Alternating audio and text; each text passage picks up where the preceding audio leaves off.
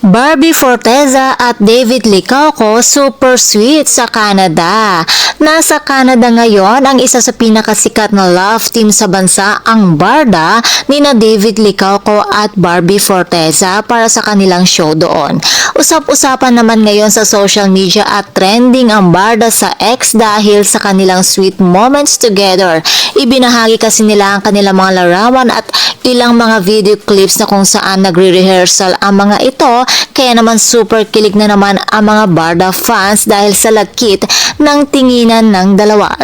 Samantala, kasama pa nila magpapasaya at magpapakilig ang kapuso sparkle artist na sina River Cruz at Julian San Jose, Roro Madrid at Bianca Umali, kasama din si Mr. Johnny Manahan.